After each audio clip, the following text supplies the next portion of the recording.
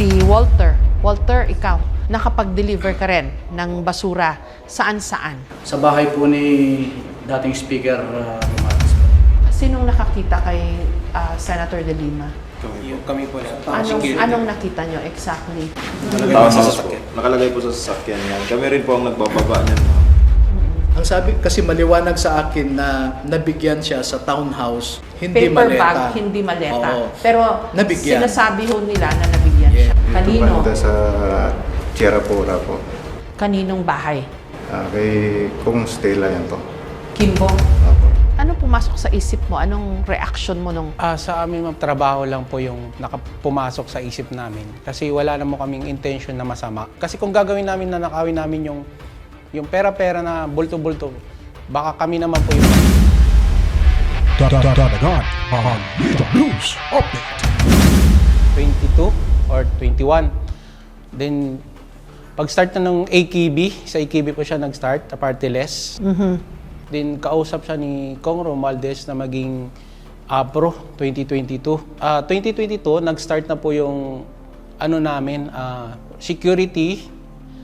Then, nagde-deliver na rin po kami ng mga basura na sinasabi nila. Since as basura po is yung code name po ng pera. Sa Mali-maletang pera. Mali-maletang pera.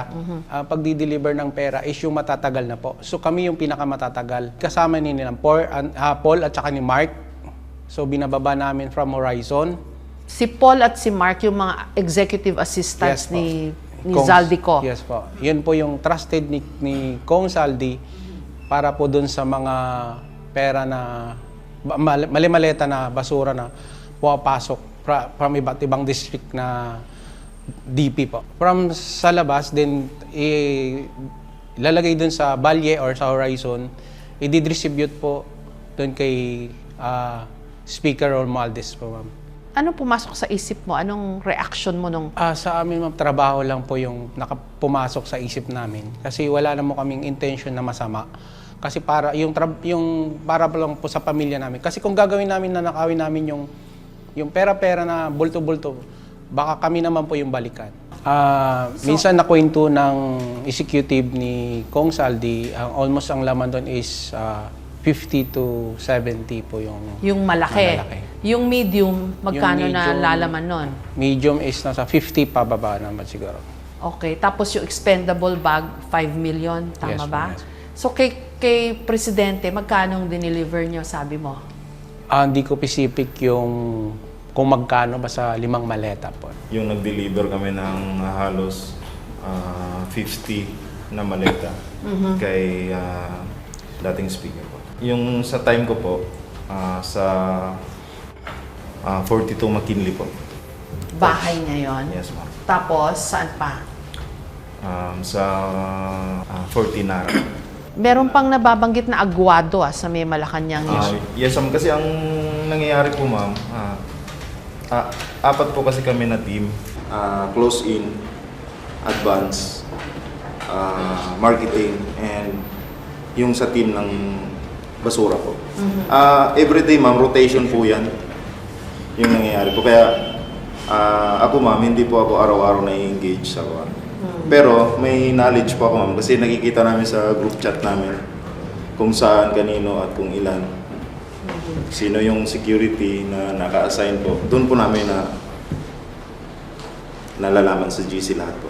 Ilan ba kayo lahat na naka-detail kay Congressman ko? 103, ma'am, na kuwang kami. Kasama na po yung active doon na PNP, Civilian. Coast Guard, civilian na mga driver po. Then Okay. kami na mga Marines po. Ang Marines, ilan? Halos 60 plus. 60 plus kami, ma'am. Kasama na yung buong family po doon. Meron po kasi sa kids, ma'am. Then meron sa wife po niya. Then kay boss. Yung buong pamilya ni Congressman Zaldico. Pero kay Congressman mismo, ilan kayo na involved sa sa Operation Garbage, sabi mo nga, dito sa pagdadala ng basura? Ilan lahat na Marines? 20. Sa 30 plus, ma'am. At first, ma'am, wala kaming idea talaga, ma'am, sa mga kung saan galing po yung pera, ma'am. Kasi ako, ma'am, ang iniisip ko, mayaman si boss eh. marami siyang pera, marami siyang business po. Eh, baka sa ano po nila, baka mga business partner niya po. Pero nung kalaunan ma'am, nalaman namin na, kasi pumutok na po, naglabasan na po yung mga pangalan na doon pala yan galing. Pero kung nalaman namin una pa lang ma'am, baka nag-alisan po kami doon. Siyempre ma'am, dismayado po ako ma'am kasi naging parte po ako ng malaking skandal na po yan. Kaya naging, tsaka paglabas po ni Tap Orly. Si Guteza. Yes ma'am.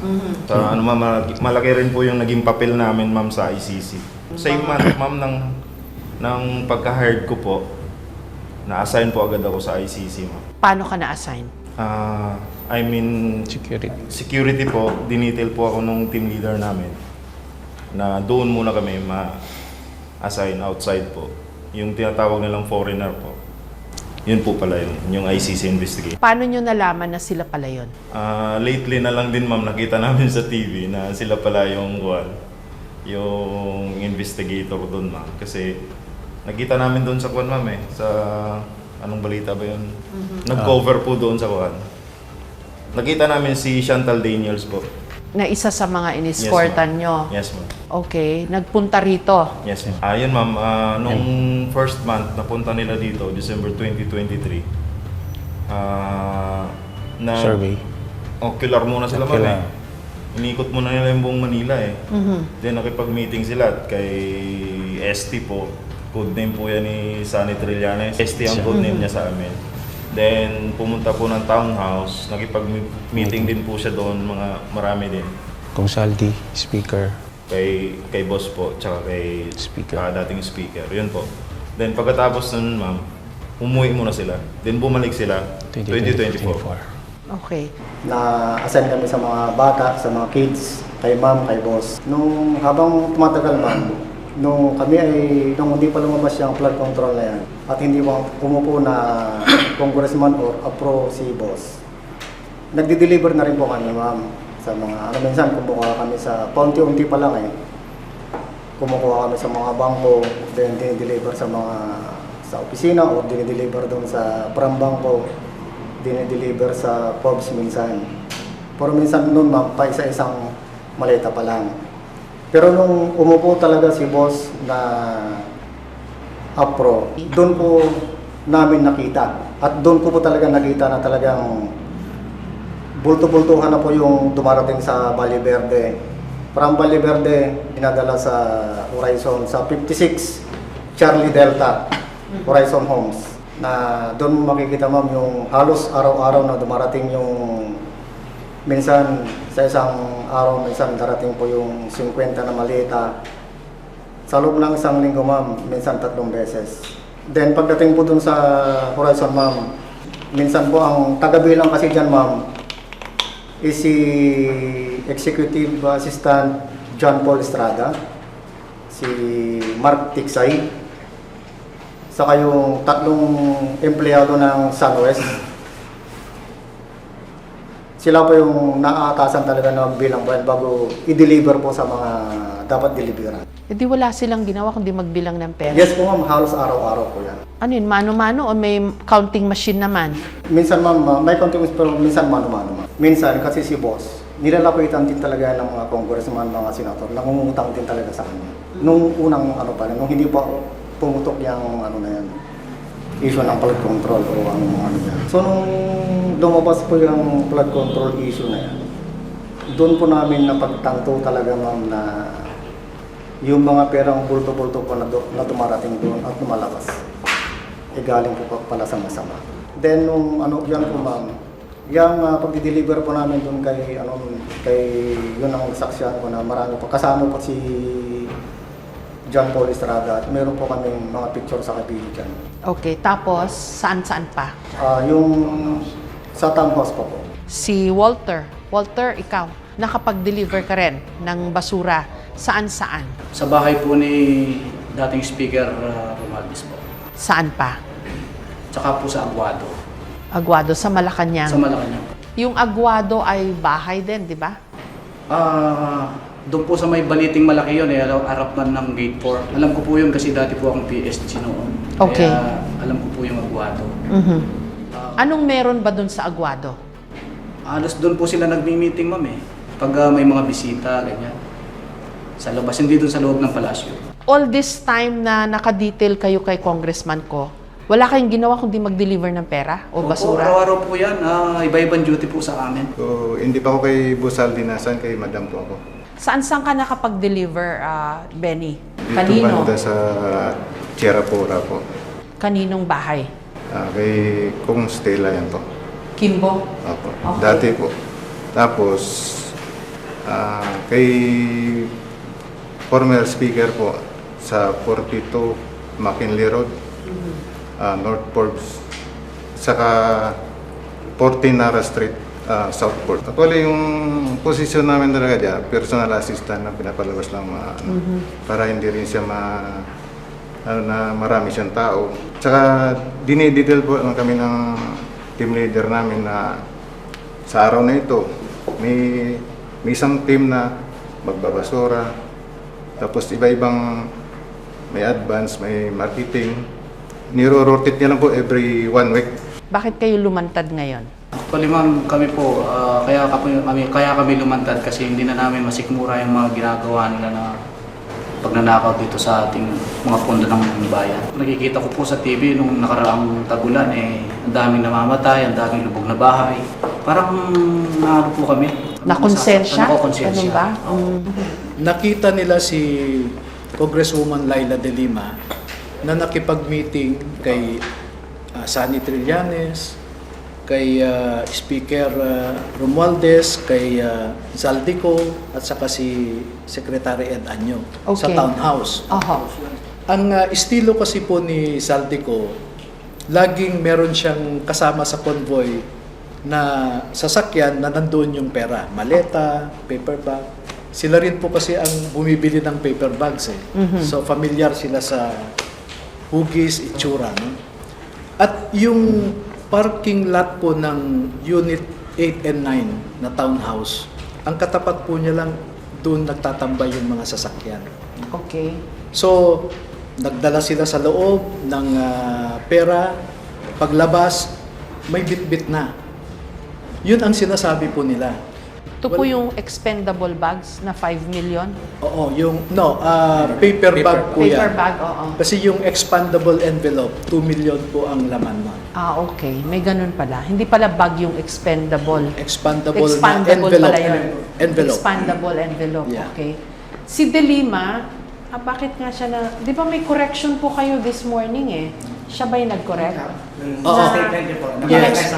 Tinanggal nyo na po siya sa listahan? Ay, hindi po. Ay, klaro Kasi naman ang, ako yan. ang ini-insinuate nila, kasi naisama sa yung prefatory statement before the listing of the members of the House. Nakalagay kasi doon na sila yung mga na-witness namin na nabigyan ng pera, etc. Na membro ng House. So, nailista siya doon. Okay. Pero, yun yung general kasi, pero yung specific part sa pagbigay kay Laila De Lima nasa I think sa subsequent or sa portion ng ICC po yata yan. So, hindi siya nabigyan ng pera? Nabigyan Sabi niya. po siya. Nabigyan siya Oo. ng pera. So, hindi ho tatanggalin yung pangalan ni Senator Laila? dun sa mga nakatanggap? Ganun Hindi ba? po kasi yun ang sinasabi nila eh. At nakita nila na may bit-bit nga siya. Sinong nakakita kay Senator De Lima? Kami po na. Anong nakita nyo exactly? Yung ano po kasi ma'am, yung paper bag, galing Horizon ma'am, dinadala namin sa townhouse. Townhouse po. Nakalagay po sa sasakyan yan. Kami rin po ang nagbababa niyan ma'am. Then, darating po yung mga ka-meeting or nandun na po yung mga ka-meeting. Paglabas po niyan ma'am, kikita po namin na bit-bit na po nila yung mga paper bag na may lamang pera. Magkano yung laman ng paper bag? Estimated namin ma'am, nasa 5 to 10 pataas. million. Yes ma'am. Okay. Kaya nasama o nabanggit din si Yes, ma'am. Senator De Lima? Ang sinasabi po kasi nila ni Ted Filon na ang sabi nyo kasi rito ay binigyan siya ng maleta. Eh, hindi ko po hawak yung affidavit.